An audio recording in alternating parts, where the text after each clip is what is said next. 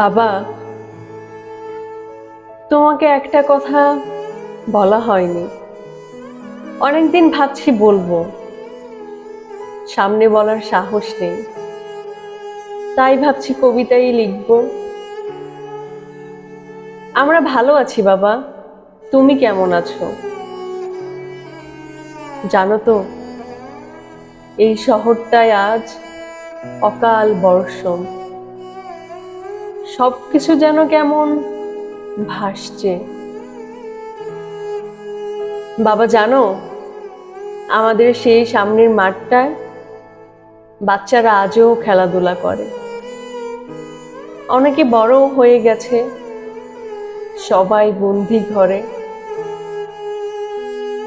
বাবা মনে আছে তোমার আঙুল ধরে দাঁড়ানো প্রথম শুরু করি চলা? মনে পড়ে সেই ছেলেবেলার দিনগুলি, জড়িয়ে থাকা তোমার গলা।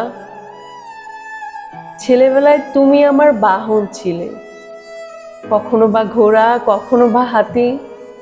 তোমার পিঠে চড়েই ঘুরে বেড়াতাম, তুমিই ছিলে আমার সাথী। তোমার হাতে হাতে খড়ি, তোমার হাত ধরেই শুরু লেখা।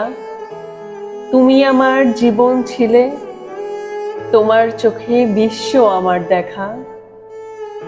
মনে আছে বাবা, সেই স্কুলের আবদার, টিফিনের জন্য 5 টাকা জেনে বুঝেই বুক পকেটে রাখতে, ভালো করেই জানতে কে করছে ফাঁকা।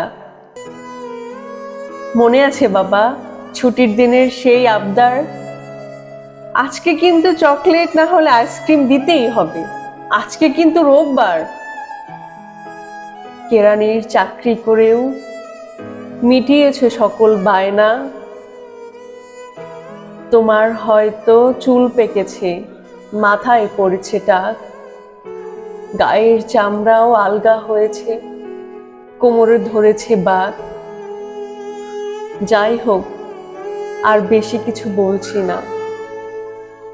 সুস্থ থেকো তুমি, তোমার পথেই পথ চলা শুরু হয়েছে, তোমার মধ্যেই আমি। ভালো থেকো তুমি, তোমার বয়স তো হলো 80।